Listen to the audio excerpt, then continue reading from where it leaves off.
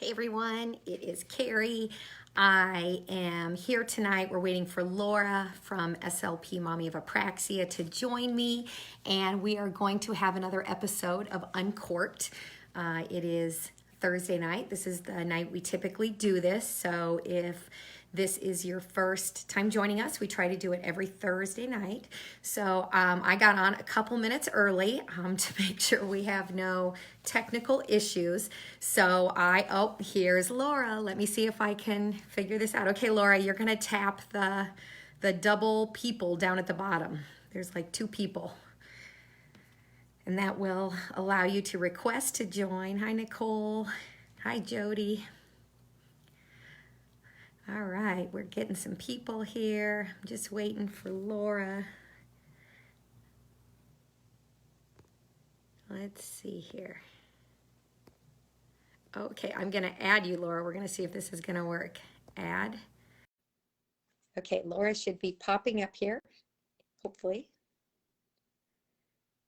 Hello, hello, Christina. Oh, I think she's coming. This is why I got on early, because it kind of takes a minute to get all this stuff figured out. All right. My husband and I practiced earlier. A few of you got on this afternoon when I was trying this out. Hi, Megan. Thanks for joining us. I'm glad you're with us. This is probably it's Mrs. Speechy P. Hello. This is like maybe our fourth or fifth week. I'm not 100% sure. Last week was a total disaster. We spent 30 minutes literally trying to figure out how to get online. Laura.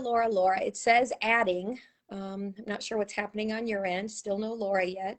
But my husband and I practiced this afternoon, and I thought we had it figured out.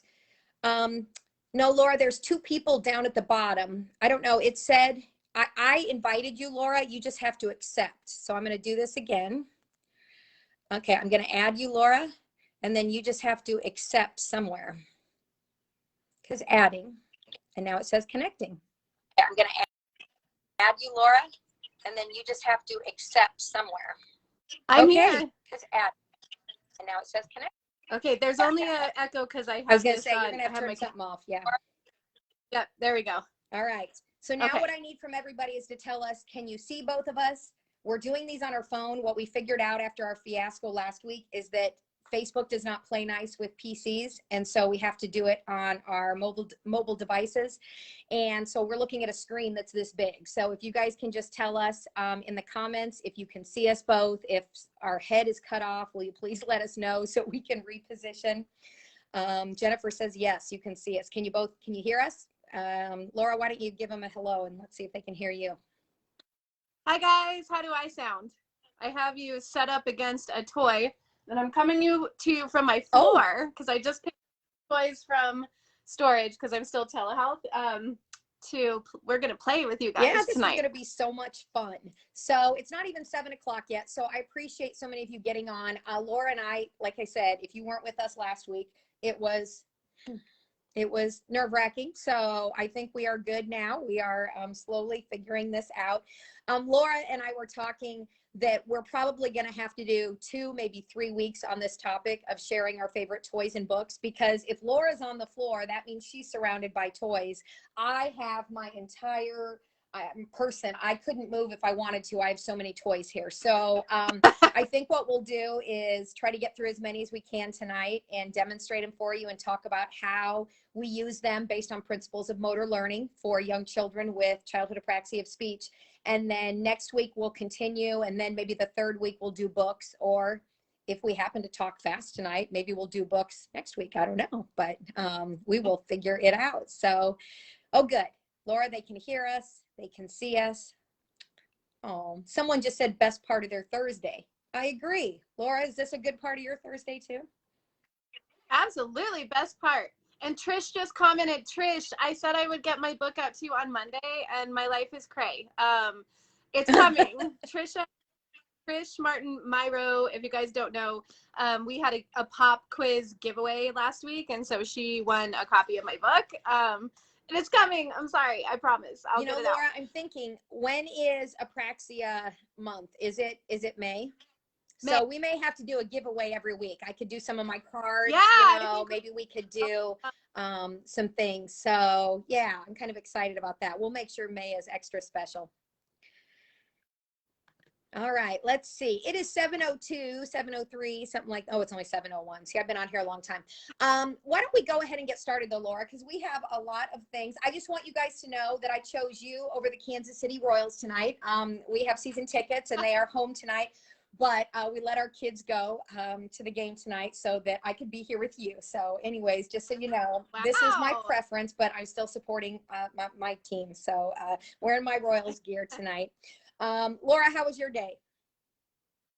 Yeah, it was a little crazy, but I'm here and I was going to show you, I have this shirt. I'm showcasing, if you guys don't know Jenny Biorum, you should. But this is her shirt that she's selling, and AF got a lot of controversy. You guys, it means absolutely fabulous. So no monkey there. No one's cussing. No one's using bad words. Yes. No. One of Jenny's clients' parents made that for her when she was still here in Kansas City. And yeah, so it was actually one of her clients that did it. So it was kind of a fun thing. And then she started making them and selling them, I think. So that's kind of cool.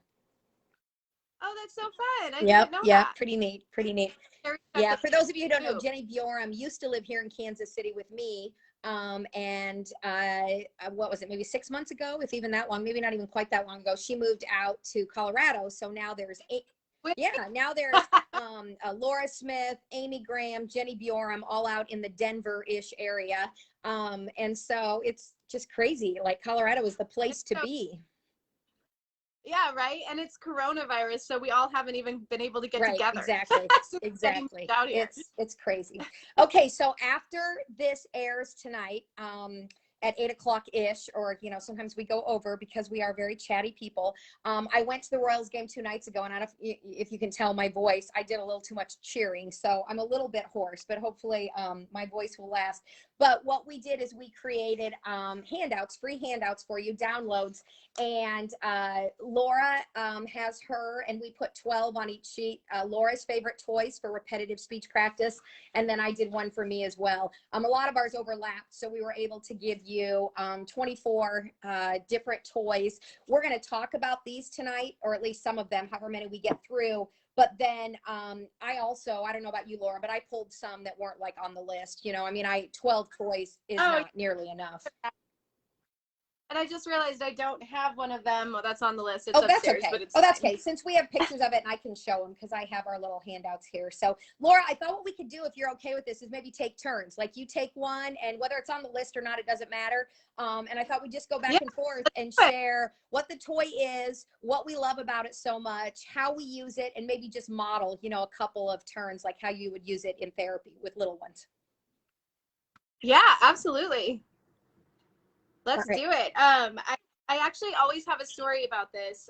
So back before I knew anything that I know now, I have a video where I had this puzzle with my daughter. So you guys might recognize it. It's a Melissa and Doug puzzle. They make noise. You take the piece out. It makes a noise. So at the time, I didn't know. I know, right? That's quite funky. Everyone says that. I'd be pulling the batteries out of that thing. So at the time, I didn't know Ashlyn necessarily had apraxia. I was suspecting cerebral palsy, which she does have, but because of cerebral palsy, I was suspecting more of like a language delay, possibly more dysarthria. So not really looking at motor planning at all. And I cringe now when I watch myself with a video of her with this puzzle, because I'm literally like, these animal names are intense. So let's just pick some of the worst ones. We have elephant, a 3-syllable word, and we have alligator, a 3-syllable word, right? Alligator, no, 4-syllable. 4-syllable word. Perfect for motor planning, not. And I was offering her choices, and I was like, which one do you want, Ashlyn? Do you want the elephant or the alligator? And like, girl can barely say mama. Like, this is so... I just cringe. Carrie's shaking her head because it's like, oh dear goodness, that is not what you should be doing. So what I will tell you is that now, you know, knowing what I know now, a puzzle like this is still appropriate to use, and it's still fun to use and works on fine motor and things like that. But instead of targeting the actual animal names, we would target something much simpler. So I might just say put it, and we're going to target on, or in, and, you know, much simpler VC combination, much more attainable, much more achievable than a 3-syllable elephant and a 4-syllable alligator. What do you say about that, Carrie? I agree. And that's why so many of my toys, I can use them, like you say, but we have to modify the speech targets. And that's part of what SLPs can help parents figure out how to do, because I don't think it necessarily comes naturally to parents. Like, even since I work with birth to 3, I'm working with the little tiny guys, the little toddlers. I might even try to simplify elephant to Ella. And then I may even try to just get interdentalized tongue and say a la la, a la la. And I may even back that up to just get and just try to get some kind of a sound effect. And so, yeah, using those puzzles, you know, my favorite puzzle, and I should have grabbed it, but of course I didn't, because I should have done this in my toy storage room, Laura. That would have been so, and then I could have stood up and just started grabbing stuff. But I have a puzzle that has 6 animals, and it's the mama. And then, like, embedded into it, like sitting on the mama's lap, is the same animal, but it's a baby. So with that, I don't target monkey and elephant and crocodile. I target mama, baby, mama, baby, mama, baby. So that's where we get that repetitive speech practice, then using a puzzle over and over and over. Maybe hide the pieces around the room to try to incorporate some play-based movement. Maybe have a little treasure hunt where you kind of sort of hide them so they have to, like, pull the couch cushion up and get one. Anything to incorporate a little bit of movement can be fun as well. I don't have it with me because it's in my storage space right now, but those Melissa and Doug actually have a metal backing. And so if you can take like a fishing pole or something magnetic, and then you can fish for the pieces and then put them in the puzzle. So in that case, like you could, you know, target up or something like that. And it's fun and more play-based than just doing the puzzle. So anyway, absolutely. I love hiding pieces in rice bins. Love that. So much fun. What a great tactile activity. So on Laura's list of favorite activities, we actually put magnetic fishing puzzle. I have about 4 of these. One is the magnetic, it's not a fishing pole, it's like a tow truck and it catches vehicles. And then I have 2 that are different fish. And so if you actually buy the puzzle that has the fishing pole, I'm telling you what, your young children will go nuts over it. I mean, it is such an exciting thing to go, and you can just do go fish, go fish. You don't even have to worry about what the pieces are. You could even get rid of the puzzle, you guys, and just put all the pieces like on the floor and have your child lay on the couch on their tummy and hang over. That'd work on core strength and upper body strength. I mean, you know, so there's so many things you can do with high quality toys. And so yeah, puzzles are fabulous. And I'm always looking for ones that have a way to build in some kind of repetitive speech targets, like the mama, baby, or night night if all the animals were going in a barn or something like that, where I could do night night, night night, night night. Okay, so we got puzzles. All right, so I'm gonna pick one now. Let me get to my list here. You know, I'm going to start with, this is one of my all-time favorites, and I brought my mini bucket. I have a much larger one. I actually have 3 sizes of these buckets. This was, I actually posted on this. This was at Dollar Tree. It was an Easter basket for $1. Literally, like, it has a handle. That's so awesome. So I just love using, and I got these little balls. They're kind of like ball pit balls, but they're smaller. Got those at Dollar Tree as well. And I just love, for toddlers, dumping these on the living room floor or the clinic floor so that the balls are everywhere. And then we just run around. And what I'm going to do is model for the child the words I wish they would say. Since I work with toddlers, I don't sit them at a table in a chair and do drill work or any kind of speech practice. When I'm working with very young children, they don't really know. They think, you know, Miss Carrie just came to play. They really don't have any pressure put on them that we have to, you know, work on speech. So the balls kind of go everywhere. I pick one up and I'm just going to model ball. And then we run and get another one, ball. So we're throwing it in, we're running as they're squatting down to pick up a ball. You know, they're working on balance, because a lot of these kiddos maybe are new walkers, you know, and maybe have some gross motor challenges. So I am a big fan. You can use a laundry basket at home, guys. You don't have to run out and buy some fancy basket. On the handout, that's exactly what I put, was a laundry basket, just to show that, you know, you don't have to get anything fancy. But I love anything that looks like a basketball hoop. And I prefer buckets over actual basketball hoops because I like that the child can carry it around so we can move from room to room. It just makes it, you know, they can collect them and then we can dump them out. Whereas, you know, a basketball hoop, it's in and out, one and done. And so I'm a real big fan of any kind of a basket or, you know, a small bucket with a handle. So that's one of my favorites for the very young kids. Yeah, I love that. Someone's just asking me, where can they locate the handouts? Carrie, you want to take that one? Yes. And you know what? They're on my website. Laura will eventually get them, you know, I mean, well, but I think what I mean is we don't ever post them until after tonight, just because they are already up on my website because I post them as soon as we're done. But go to carrieebertseminars.com. And as you scroll down, there's something that says free downloads. And so you can go and you can print all the previous weeks off as well. But there's 2 this week, you know, the one from Laura and the one from me. And so Laura and I will both post the links on our Facebook page. They'll be on Instagram. So once this is over, we'll try to put them several places. But you can get all of the free downloads off of my website if you want to go get it right now. So you don't forget. You certainly can do that. Someone just said that they love attaching a dog leash to a laundry basket and have them pull, push, or drag it with towing it around their waist with a jump rope. That is awesome. Is beyond perfect. And if you had a little brother or a little sister, you could even put them in the laundry basket, and that would make a little bit more heavy work, you know, which is very organizing to the nervous system. Laura, I think I want to mention this because we always come up with our ideas when we're just talking. I think we should do one on sensory differences and apraxia sometime. You know, we should do an Uncorked where we talk about sensory. I really love to talk about the importance of play-based movement and proprioceptive input and the reason swinging is so effective in bringing about speech and a lot of our little ones with apraxia. So sometime I think we should do a sensory talk. So where can we get the handouts? Yep, just go to my website, carrieebertseminars.com. Free downloads is the section you're going to want to go to, and you can print those off. Okay. All right, Laura, you're up. What do you want to pick next? Okay, gosh, I have so much here, but I think I have to go with this. This is, I can't remember what magazine. It's Discovery Toys. Vendor. Discovery Toys. Yes. Discovery Toys. And they have a lot of ones like this, but these are so fun. So this is their ship, boat. Oh, there. Yep. It tells you. Yep. SS Discovery. I know. I have that toy. I have had it for like 15 years. Right. So kids love this. Again, it gives them a lot of that like sensory input, movement, things like that.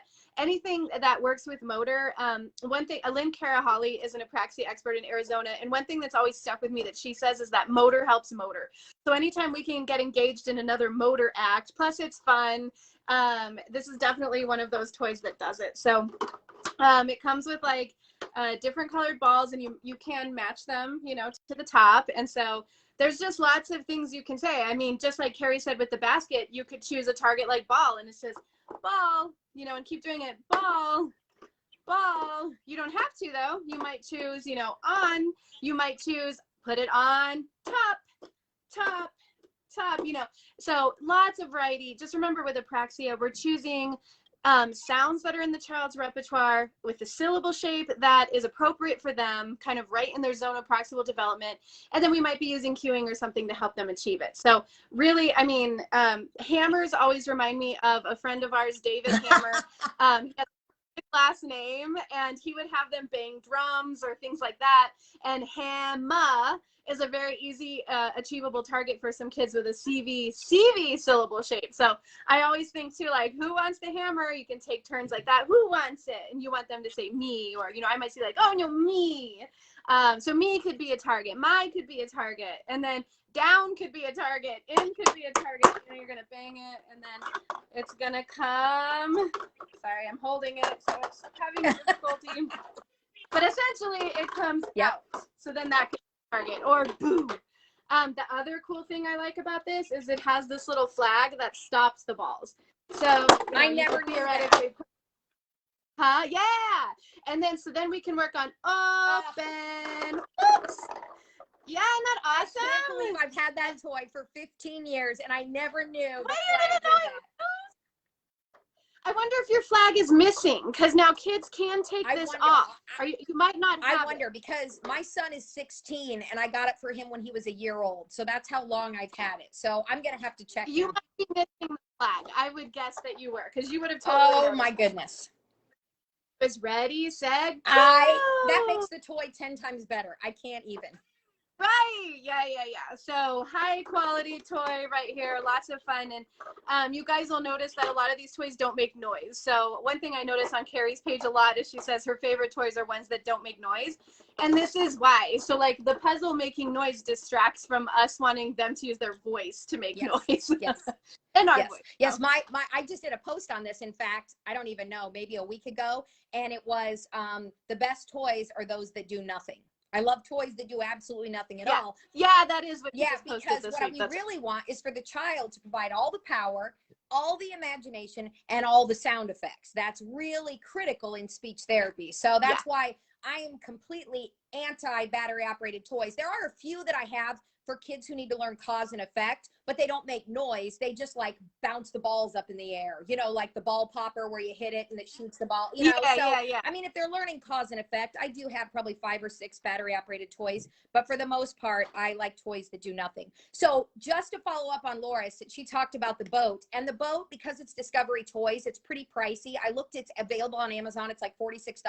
So just know that you can go to Target, you can go, they have they're just going to be tall, and the 4 balls sit on top of this really tall thing. It's not a boat, which I really like the boat theme, but you can buy them for under $20. You know, you just need to look for things. The point is that you're hammering, that you have 4 balls. And so I want to show you something else that I use with kids that are a little bit older. I get golf tees. Okay. Now this is not on my handout because I have like 35 things here and I only put 12 things on the handout.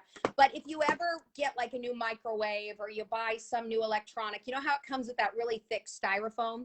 You know, not the stuff that flakes, but like a really thick piece of styrofoam. I get a toy hammer, because you talked about the importance of hammers. And then I have kids actually hammer the nails, their golf tees into the styrofoam. And the word that even 2-year-olds really like this, older 2-year-olds. But what I do for our minimally verbal kids is boom, boom, boom.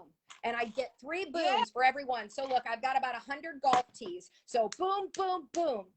Boom, boom, boom. You know, that's a lot of boom, boom. And so the whole point of you know, this whole talk tonight is we're aiming for repetitive speech practice, but we like to do it in ways that are relevant and meaningful to young children. You know, trying to sit there with some flashcards and do drill work like you would with a 7-year-old, you're going to find that your younger kids are going to disengage. They are going to shut down. And the first way that I find that apraxic kids shut down is they lose their eye gaze. And so they will actually look away. They'll avert eye gaze because they sense the pressure being placed on them. Here's the problem. We need them looking at our mouth. If these kids could learn to talk by just hearing other people talk, they would be talking. Okay, so we're stimulating. Laura has a great story about how before she knew what was going on with Ashlyn, she definitely knew she was delayed. She's like, I was stimulating the child. I was reading to her. I was singing to her. I was basically doing language therapy with her all day long, you know, every day, and she wasn't making any progress. So that's the deal, you guys. Increasing ambient language exposure is not enough to help children with apraxia of speech learn the motor plans, okay, to be able, that are necessary for complex speech. So we want to find ways to elicit repetitive speech so we can build the neural pathways. That's really what this is about. The brain says speak, the mouth doesn't respond. So what we're going to do is we're going to get enough repetitions in therapy and in between therapy sessions to be able to build these neural pathways so that when the brain says speak, the mouth actually responds. So that is why use of cueing. So if you saw, I just held this up, Carrie, this is out of Carrie's silly sound cards, but it doesn't have to be this either. Some sort of cue that lets the child know, and then they might not have to look at you anymore. If their you know, recognized this was boom, boom while they were hammering, you might just be able to set that down now and be like, what are you going to do? You're going to make it go. And then you just show them the card.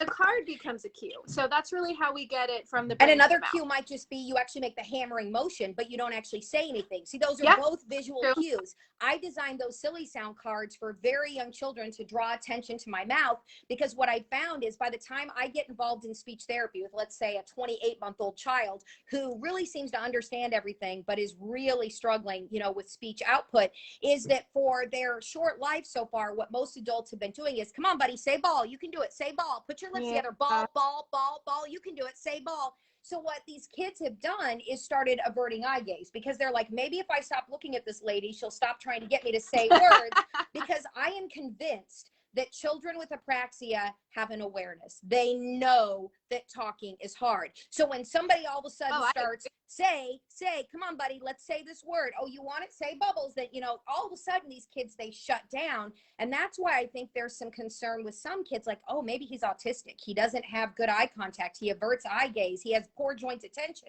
Are you sure that's it? Or is it that we're pressuring the child? When people ask me, what's your first strategy with a toddler who you suspect has apraxia? My first strategy is stop trying to get him to talk. Remove the pressure to speak. And everybody's like, that's very counterintuitive coming from a speech language pathologist. But I'm telling you, after doing this for over 20 years, when kids sense that you want them to talk, because of their awareness, they completely shut down. And all of a sudden the ceiling becomes interesting, or the floor, or their shoes, or they'll just turn around and walk away. You know, some kids will just be like, see you later. If you're going to pressure me like that, I am out of here. Yeah. So absolutely. golf tees, hammer, very cheap investment, and you will get, are you ready for this pun? A lot of bang for your buck. That's You're funny. up, Laura. Laura, first of all, what are you drinking tonight? I have not seen a beverage yet.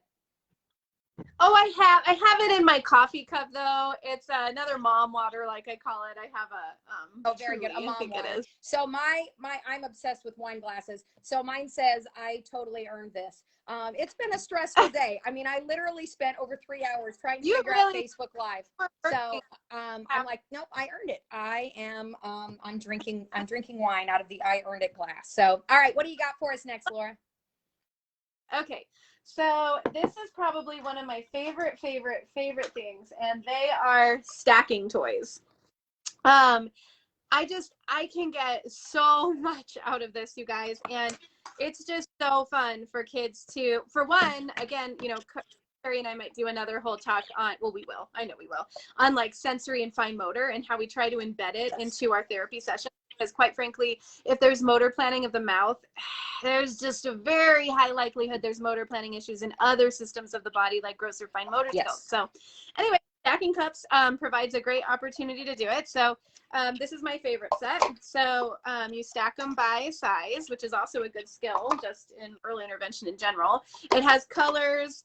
It stacks in patterns, which is also great. But for apraxia, we are looking at simple syllable shapes or simple targets and repetitive practice. So with a task like this, I could do multiple things. I might choose on, I might choose on top or just top. I might just choose up because all they can do is up right now. So where am I going to put it? Let's put it up. And then my favorite thing to do and the kids' favorite thing to do is to make it go ka. Love it. Favorite. Love it. They could do it all the time. They could do it the whole session. Isn't that the truth though? They can do it the whole session. Yeah, they really could. And these actually turn, you know, to stack, you can also put it in. So if you wanted a target that was in, that's a good target. I'll tell you, I used this with a girl who, interestingly enough, a lot of times we see our kids neutralize vowels to schwa. And if you don't know what a schwa is, it's an up. But in this girl's case, up was op. And so she had changed her schwa to an ah. But she had enough language and she had velars that first we started with up, not up. And then nicely, because these are cups, we could change it to cup. And then toward the end, we could change it to up, cup. Maintaining the accuracy of the schwa. So, or yeah, the schwa. So anyways, and then again, kicking it or making it go kaboom, making it fall down. All those things are just so awesome. I mean, I've hid my animals in these, you know, I've taken like a like, you know, my farm animals, and they hide, and then we have to try and pick which one. So you might have a target of, well, I have older kids, so, you know, I might have carrier phrases of I pick that, which is really functional, or even when you hide it, Pika. That's what I was going to say. Yeah, I love it. Yeah, so these are just so versatile. And these ones, if you haven't seen them, these are just a variation. They kind of line up by number and colors and size. But what I love about these ones is they turn into balls. Isn't it fabulous? And so, yeah. So then you can put stuff in it. Laura, can I just say, you know what's so good about this toy for autistic children is that the colors don't match.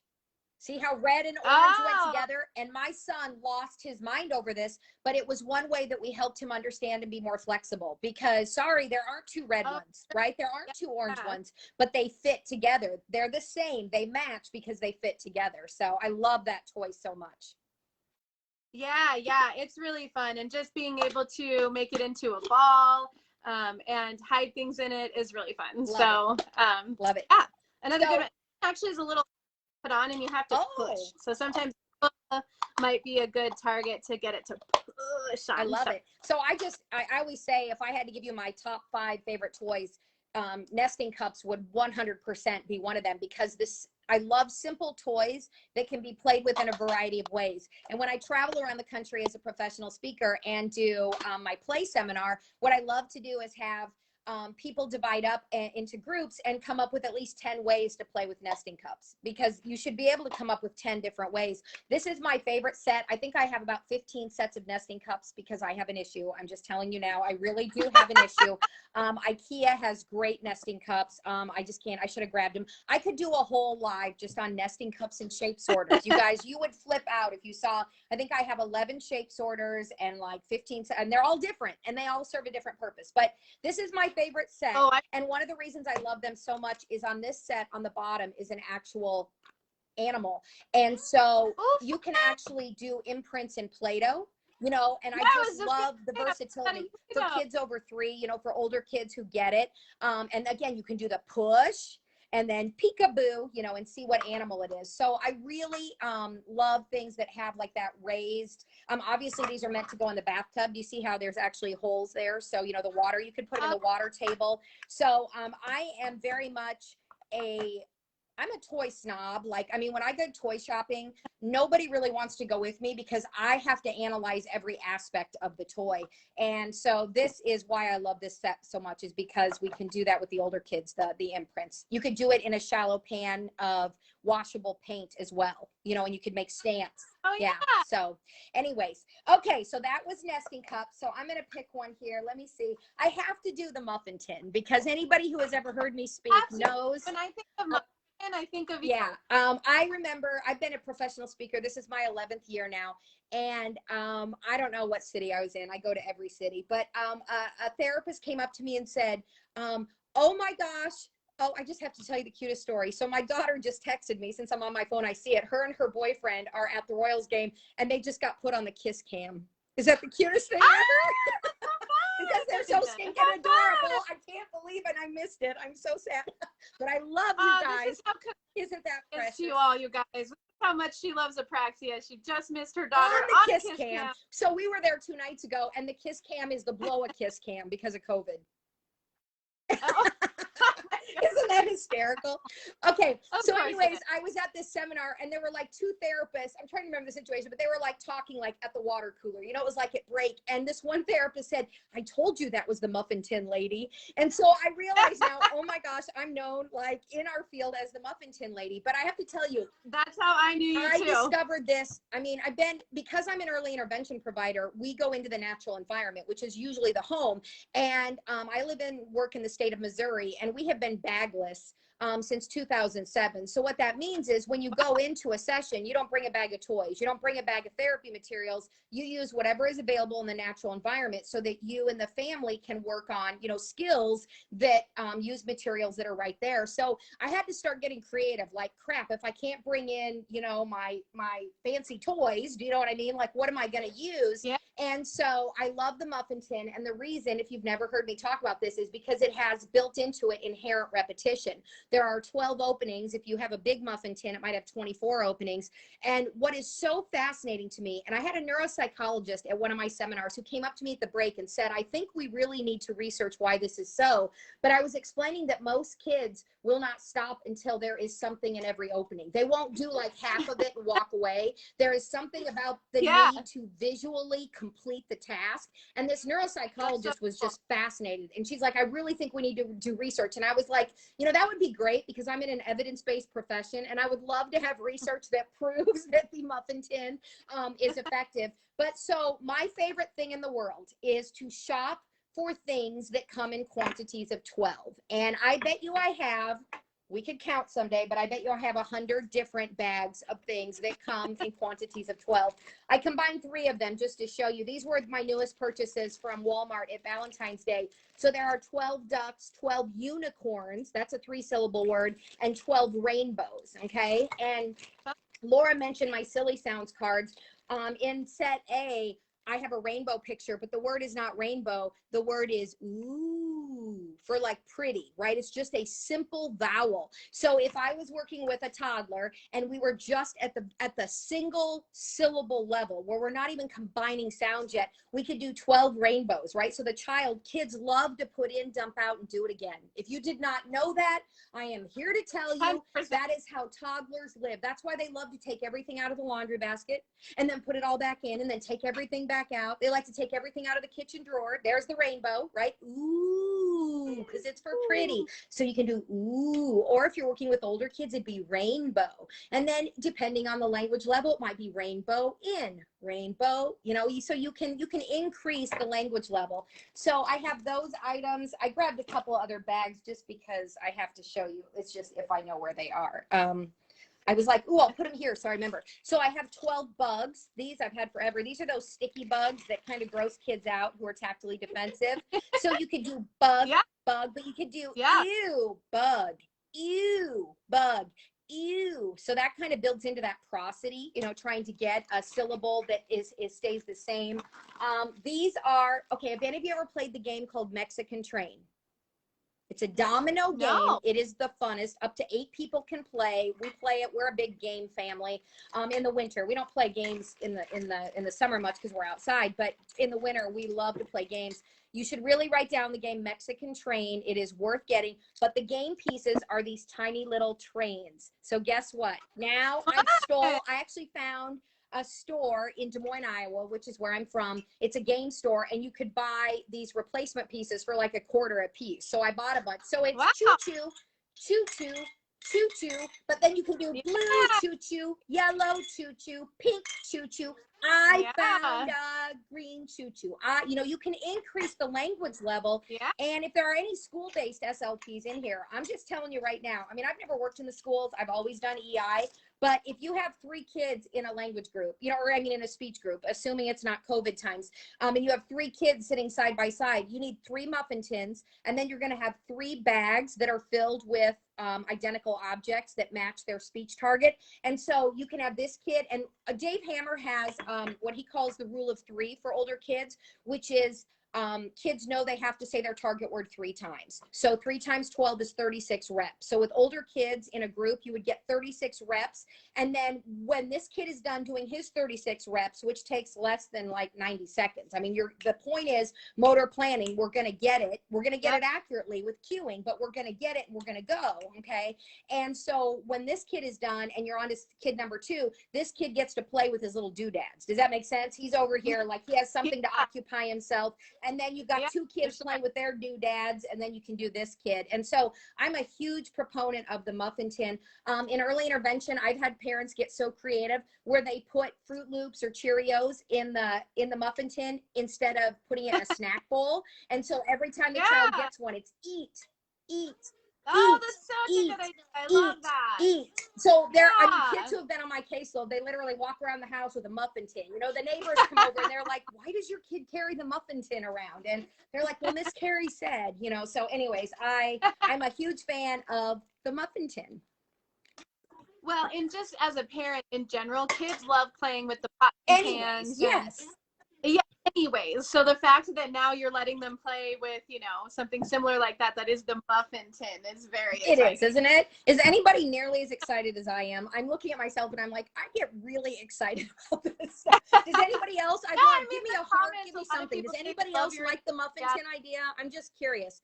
Maybe nobody's on with us. I don't know. Or a thumbs up if you like the muffin tin, and let her know we all love Am I the only one who see nobody? I mean, we've got a couple. I'm like, really? I thought people would be like the muffin tin. Like, I don't know. This is like my claim to fame. I'm always like, you know, my epitaph on my headstone needs to say the muffin tin lady, you know, because to me it's like the most brilliant thing. And here's why. Because almost every family has a muffin tin in their home, and most people don't make muffins every day. So what that means is it is available, right? It's just sitting there. Get it out. Get 12 cotton balls, right?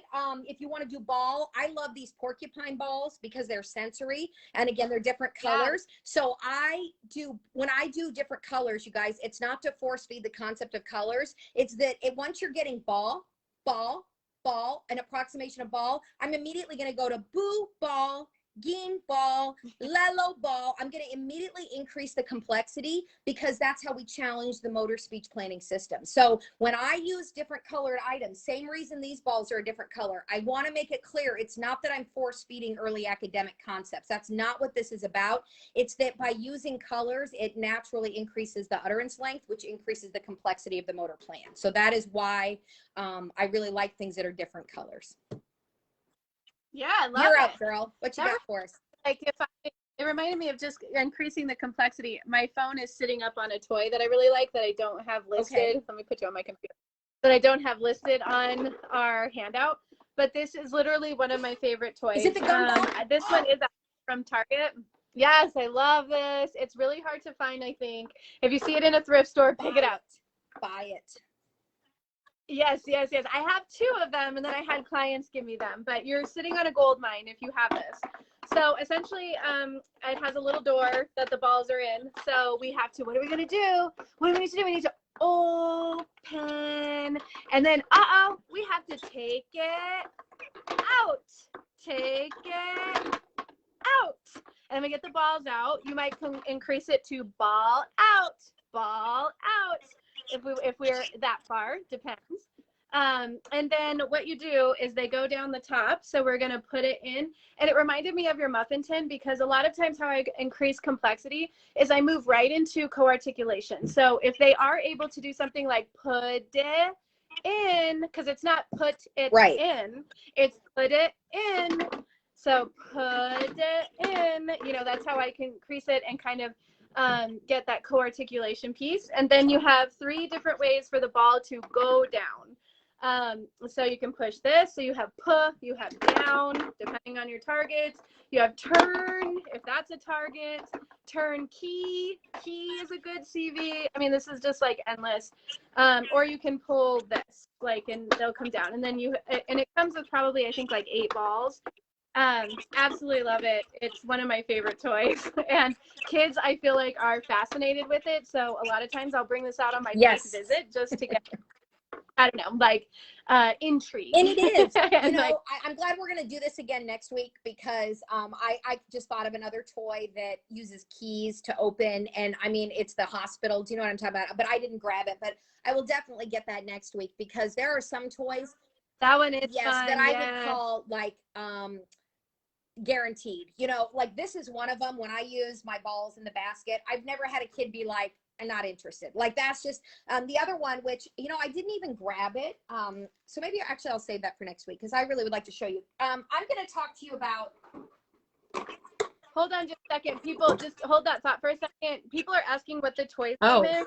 It was called Sugar Shoot in the original. This is from Target. I know it because it has the B on it, whatever that brand from Target is that starts with Parents. It's the Parents. You know what this is called, Carrie? Parents. Huh? That's the brand. Parents. No, but it's with a B. Oh, it's a B? It's a B from Target. It's something from Target. And they have these brands. They have the B blocks. They have that thing that you were talking about that you hammer. Is it Batat? B-A-T-T-A-T? Because I have a lot of Batat toys.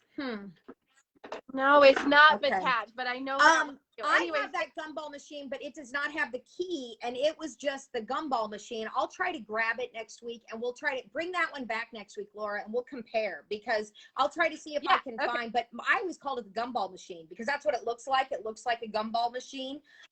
Oh, everyone is saying batat. They're saying you're right, batat. Okay. Of course. Trust Carrie, people. I don't know what the brand is. I'm a toy-like freak. I mean, like most people, most women, let's just be honest, would go shopping and be like, let's go to the shoe store. And I'm like, can we go to the toy store? Like, I really would like to go to like TJ Maxx, Ross, and Marshall, because that's where you can find like toys at discounted price and books, you know.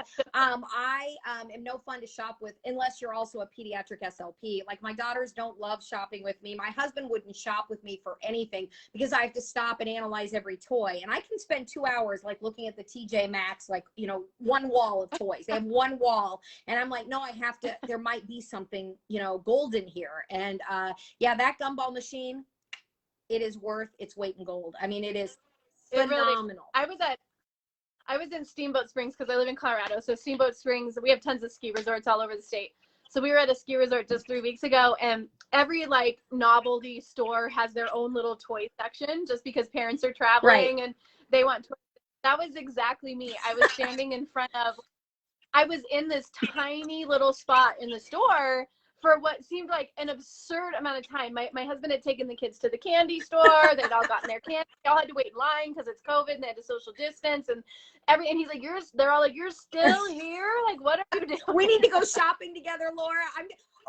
We would totally get each other. You guys are going to die. So as a professional speaker, I used to travel almost every week of the year. I think I travel about 46 weeks a year when it's not COVID. I haven't traveled since March 6, 2020. So that's why I drink so much, because I have been trapped in this house for over a year now. But my favorite toy store, you guys are going to think I'm a lunatic, Denver Airport, Southwest terminal. There is a toy store on the upper level next to a Mexican restaurant. I always spend about $100, and I have to bring an extra suitcase when I fly through Denver because I go bananas. So if you ever are at the Denver airport in the terminal with Southwest, or maybe it's United. See, now I'm screwed up. It's not Southwest, it's United. It's the United terminal, and it's on the upper floor. You guys, it is my absolute favorite because there are no battery operated pieces of crap there. It is all this good stuff that we're talking about. So love it. So yes, toys. We need to just plan a girls trip, Laura, and just go toy shopping. Can you imagine? We'll do lives on our toy trip. Would it be fun to do a live at a toy Wouldn't store? that be, we would look ridiculous. You guys, it'd be so fun. How awesome would that be? I would love it. You need to just fly out to Denver. I'm going to fly somewhere because I'm losing my mind because I never leave this office. Just take a trip to the airport. It's all good. Denver airport. We can just meet there. And then I'll turn around and fly home. Oh, goodness. I'm in. So somebody did say while you were talking, Laura, that Batat Toys did rebrand to just Be Toys. That's their new brand. Okay. So I think I think that's the brand. And one of my favorite shape sorters is Batat. And I'm going to try to remember to bring it next week because they have things that shape sorter. that are just better than other toys. I don't know. They're just a really great, them and like Fat Brain Toys. I'm a huge fan of Fat Brain Toys. We have a Fat Brain Toys in Overland Park, Kansas. So if you don't know much about Kansas City, we're a city that's too great for one state. So half of our city is in the state of Missouri, half of our city is in the state of Kansas. So that's how Kansas City works. And so Fat Brain Toys is on the Kansas side, which to a Missouri resident means you have to drive like through massive traffic to get there. But I love Fat Brain Toys. That's another one of my favorite toy stores. So if you ever come to Kansas City, Laura, we're going Fat Brain Toys, okay? Okay. Excellent. I'm in. Okay, I'm going to tell you about one of my all-time favorites, and it is a dump truck. And I could have brought all my dump trucks because I have multiple sizes. So we can do like daddy dump truck, mommy dump truck, baby dump. You know, I have different sizes. But you have to make sure you invest in one that actually dumps because this is the magic. And please do not just buy these for boys. Like, I am so over toys that are pink and toys that are blue. I won't buy. The only exception is I do have dollhouse people where everything is pink because it is so hard to buy a dollhouse that doesn't have pink stuff. I did find one. I'm going to remember to get it next week. But like, I love trucks like this where there's no color scheme that makes you think, oh, that's for a boy. That, you know what I mean? I'm just so against gender specific toys. Little girls need dump trucks. So if you have a daughter and she doesn't have a dump truck, that's what you're getting her for her birthday. Promise me, okay?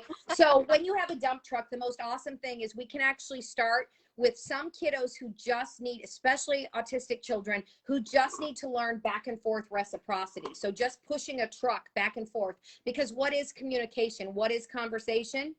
Give and take, give and take. It's this back and forth. So whether it's rolling a ball or pushing a truck back and forth, I love this guy because he has eyes, so we can do peek-a, boo, right? You can actually play with them. It personifies him, right? So this truck has been personified. But what I really love then is toy animals is one of my other necessary toys. I could never do my job. I just grabbed some dinosaurs. But when you have a dump truck, now you have animals to put in that dump truck, so they can, you know, they can dump out, or they can go boom, or they can go uh-oh, you know. So there is that with the toy animals. Then you can get one of your little cups. You know, Laura talked about little like her bigger buckets, but you can use cups so the animals can eat. So what I love to do is maybe they jump out of the dump truck, and then you have your animals walk, walk, walk, walk, walk, walk, walk. That's a lot of walk, walk, walk. The W sound is more like a vowel than a consonant, right? Because wah, wah, wah.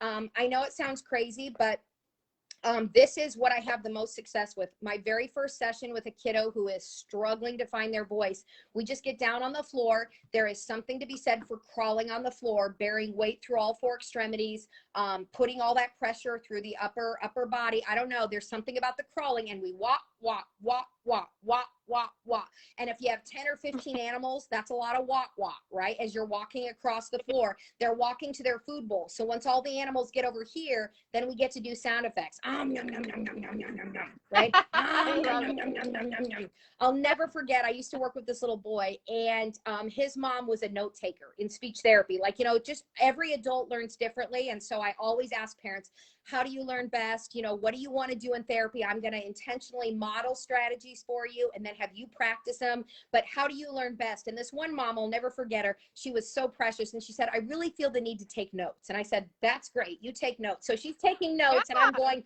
yum, yum, yum, yum, yum, yum. And she said, how do you spell that? And I was like, oh crap, I don't really know how to spell.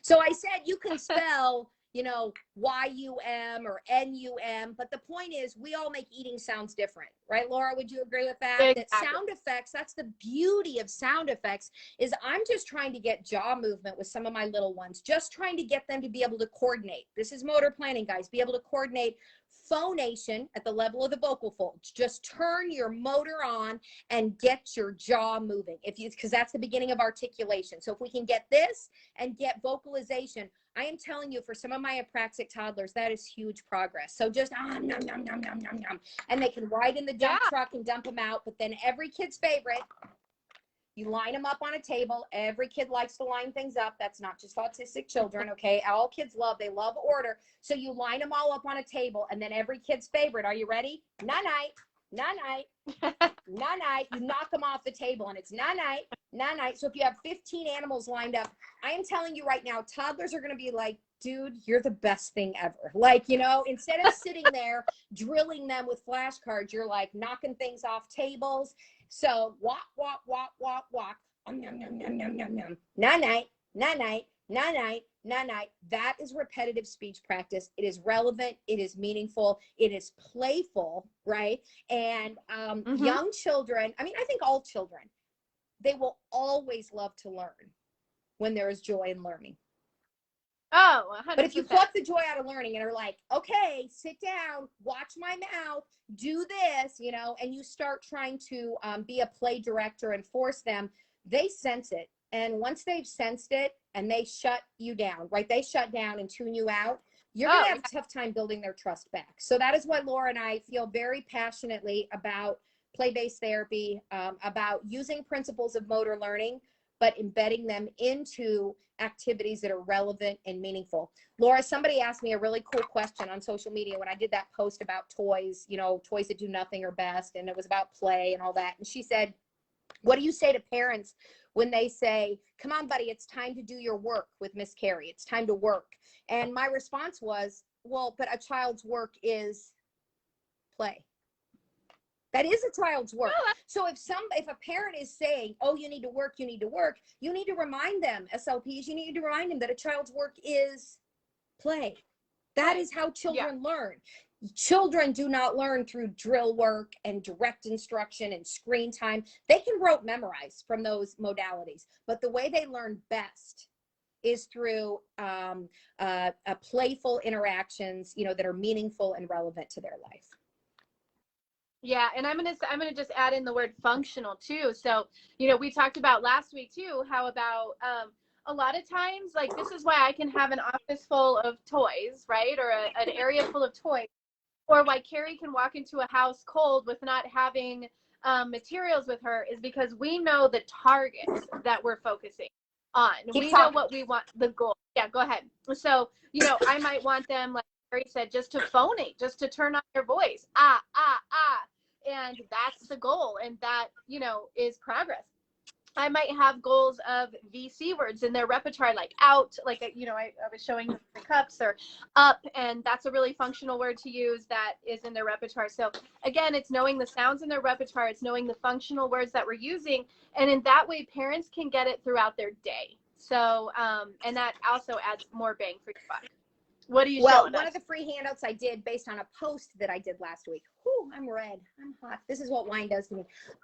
Why does my child just play in speech therapy? So this was probably my most popular post of the year. And I created a free download to go with it. So SLPs, please go to my website, carrieebertseminars.com, to the free downloads. Every SLP needs to keep copies of this handy, because what parents often say is this, especially in early intervention: oh, we really love our speech therapist. She is so sweet, but all she does— and we are lovely people, Carrie. All she does is just play. I thought she was going to work with my son. I thought she was going to teach my son to talk, but all she does is just play.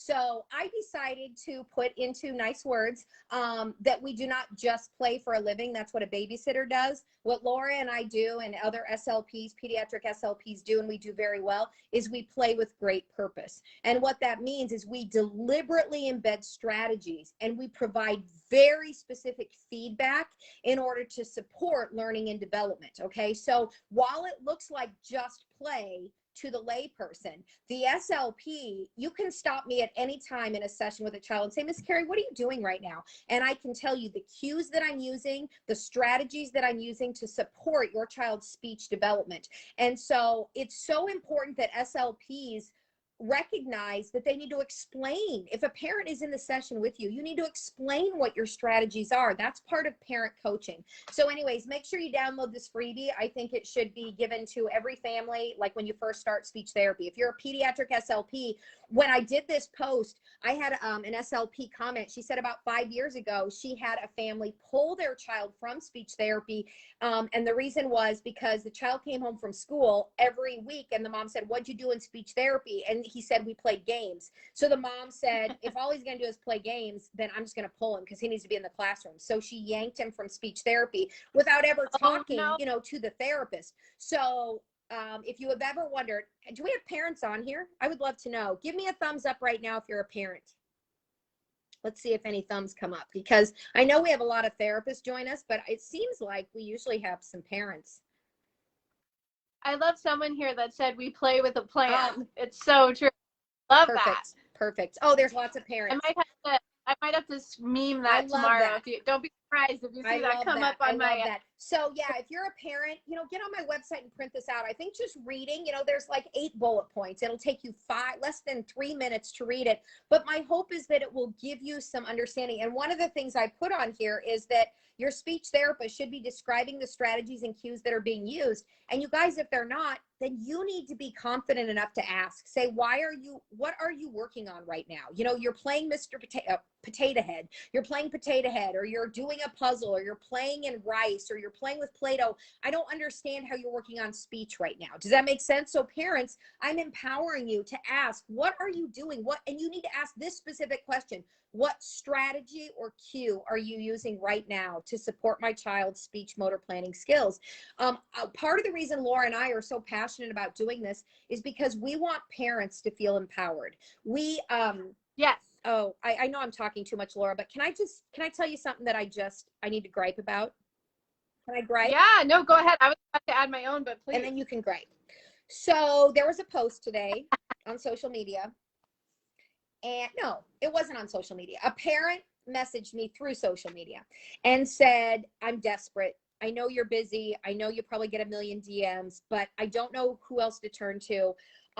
We live in rural Iowa, okay? And so there are only 2 SLPs listed on the Apraxia Kids website as specializing in apraxia in the whole state.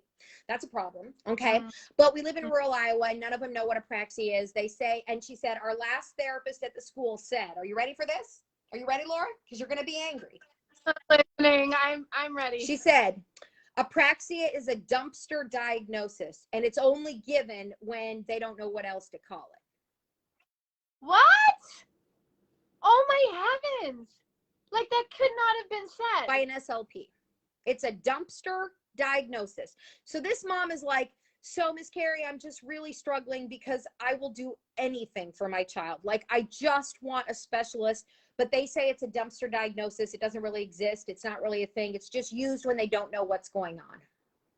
See, thank you. Your response. I mean, this is, and I've lived with this all day. This was what I woke up to. I wake up, you guys, and I check my email, and I'm just like, oh, dumpster diagnosis. That's a new one for me. Yeah, what the? Somebody just said, what the? Thank you, whoever you were, because I can't, you guys.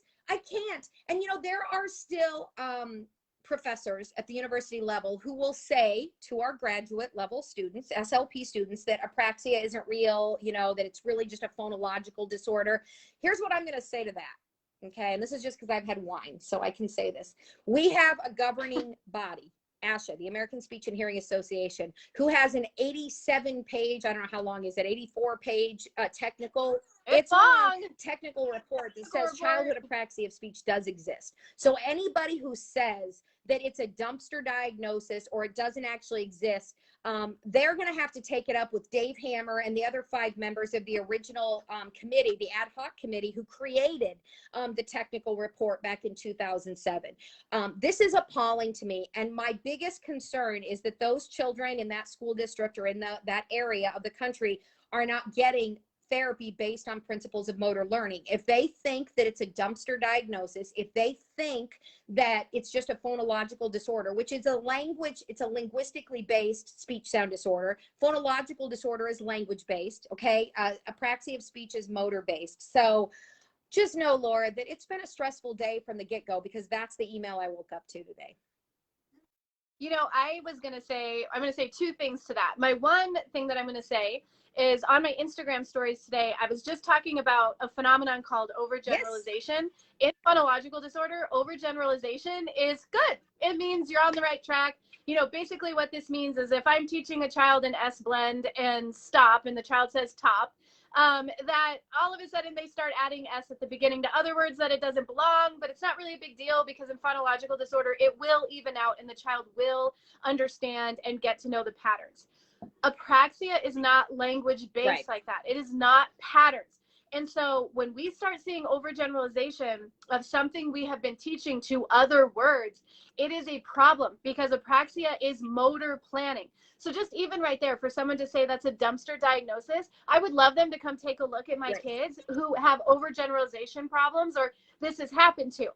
Because it's a thing and it's a problem, and because we like the motor plans get taught and get carved, they're not just going to even out their pattern of.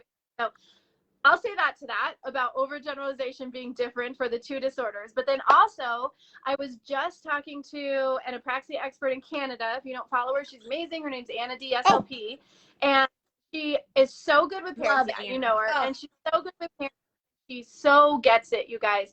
And she was telling me that when she encourages parents, and now Anna doesn't have a child with apraxia like Carrie and I do, so it does make me wonder if people choose their words a little bit more wisely with you and me, Carrie, because Mama Bear's gonna come out. But you know, Anna, by her own right, was absolutely correct. She was encouraging parents to ask questions, just what Carrie said.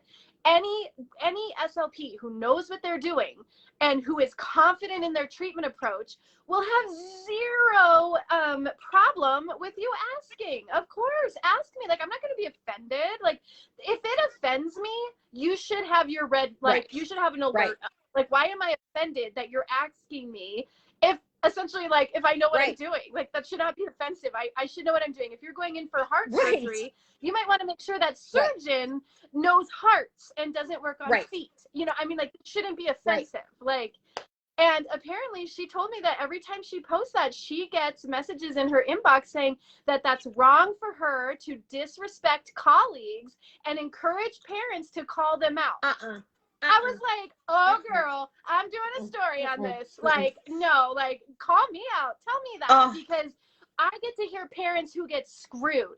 I'm in private practice in Denver. I work in Denver, and I tell my interns all the time, I wouldn't have a job if SLPs around the metro area and others, and I'm sorry, I just have to be honest, like, if they knew how to treat apraxia, they wouldn't need me.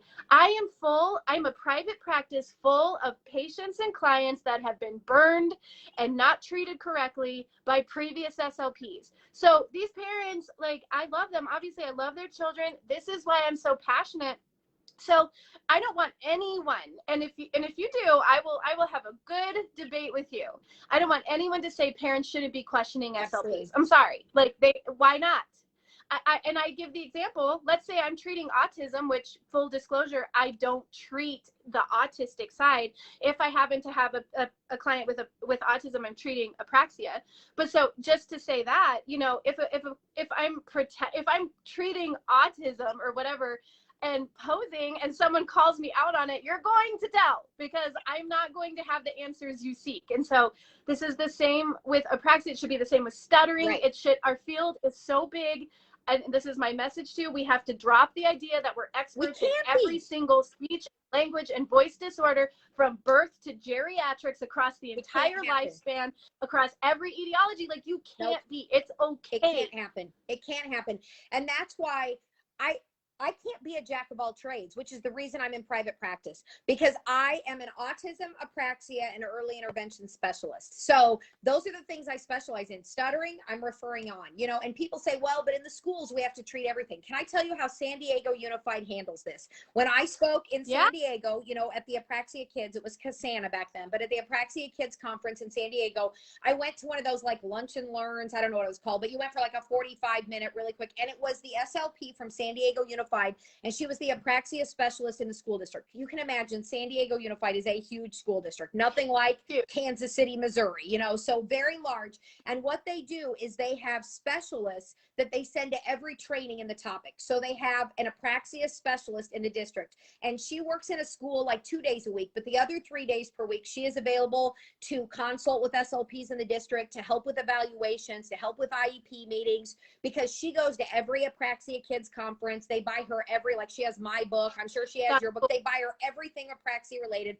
So there's one person in the district who is a specialist. They have like 10 autism SLP specialists, you know what I mean? Because autism is big, right? And they have like bilingual SLP specialists. So they have recognized in San Diego Unified that an SLP cannot be a specialist in every area. It is completely impossible. Really have to drop the idea that we need to be. And if we're gonna go here and go to school district SLP, speech therapy, then free and appropriate FAPE, free and appropriate public education means you can't say, oh, we don't treat apraxia because we don't have an apraxia specialist. That is illegal. That is not okay. You can't say we don't treat certain things, or we do not. I mean, if it affects them educationally, which apraxia will, I promise you, we have research from Jenya and from other, you know, Kelly Farquhar and it down at FSU that says children with speech disorders are going to have academic difficulties, specifically related to reading, writing, spelling. You know, we know there's going to be fine motor, gross motor. There are going to be ongoing issues. And so, yeah, Laura and I are extremely passionate, to maybe a fault at some point. But I remember when I first became an SLP and I worked in a clinic in Des Moines, Iowa, and I remember being grateful as a new grad when the parent didn't sit behind the one-way mirror, when they chose to sit in the waiting room, because I was like, oh, good. Now they're not going to like ask me questions afterwards or judge me, or I don't have to worry about it. Some of the parents actually wanted to come in the therapy room with me with their, you know, little kid. And I was like, oh my God, like I used to panic because when you don't have confidence, when you don't know, the one thing I will say is in grad school, they don't talk enough about skilled strategies. What are your skilled strategies? What makes you different from a babysitter? And I always say this in my seminars, if you can't tell me what skilled strategies you're using in this moment, I don't give a crap what toys you're using. And I know that sounds crazy because we're here talking about toys, but without your skilled strategies, I don't give a crap. Yeah, it's all about the strategies and the cues and the feedback, right, Laura? Based on principles of motor learning, the frequency and the type of feedback freaking matters. Don't tell me you're using a puzzle. And knowing what is going to be stimulable and successful. You know, like go might be a perfectly good target or key for a kid that we have. If we have a kid that doesn't have feelers, I'm not going to be ever introducing key. We're going to pick a different target for this. And that's all in the strategy, and that's all in understanding and developing a treatment plan. That's right. So if the parent says, why are you working on that word? I don't understand. You say, well, he only has 2 consonants in his repertoire. So I'm picking one of the sounds based on principles of motor learning. We pick sounds that are already in the child's inventory of sounds. If you use a language stimulation approach or an articulation approach or the complexity approach for, you know, phonological impairment, you're picking complexity, way opposite of what we're doing here. I mean, it's nothing to do with principles of motor learning. So parents, I'm gonna tell you right now, I'm gonna give you some advice, okay? If you're working with an SLP and you question if they know what they're doing, this is what you need to ask them in your next session. What are you doing right now that is based on principles of motor learning?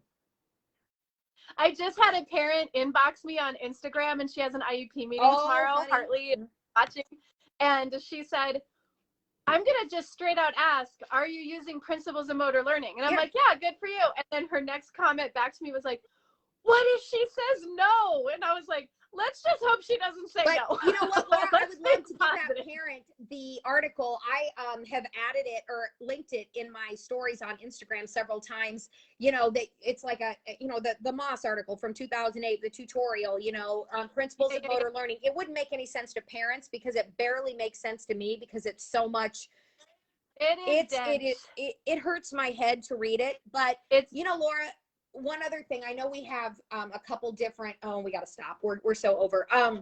It's 7:07. How did we get sidetracked? I don't know. I'm sorry, guys. We're supposed to be talking about toys. So anyways, I think we need to do a night just on principles of motor learning. And maybe we can pull a couple hundred SLPs in, you know what I mean? And try to figure out, we got to get more than 150 people here. I mean, the point is, you know, we are giving you guys really important information.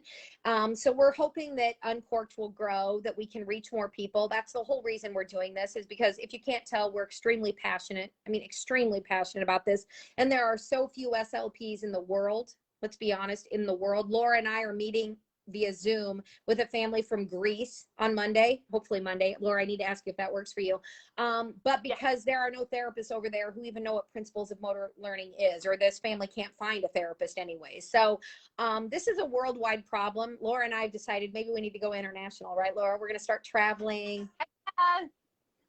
Yeah, I would love it if you guys could just, I mean, we would appreciate, honestly, just a share, because it is, I mean, an hour, like, for me, I'm away from my family and my kids, but I am passionate about it, and I really want to help and reach as many kids as I can, and the way to do that is by having, not, you know, parents and SLPs watch this, so, Very good. Anyway, very good. Okay, guys, so we're going to go ahead and end here. Next week, we're going to do part 2. We're going to continue to share because I think we only got through, I don't know, a few toys. So we're going to do as many weeks as this takes, if you guys are okay with that.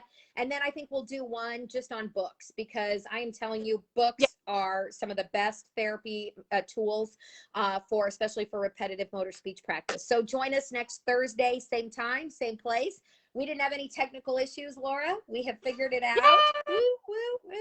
So thank you, guys. You are the best. And please share and let others know if you think it would be helpful. We really want to reach as many people as possible. So thank you, thank you, thank you. And we will see you thank you, guys, next week. Okay? Bye, guys.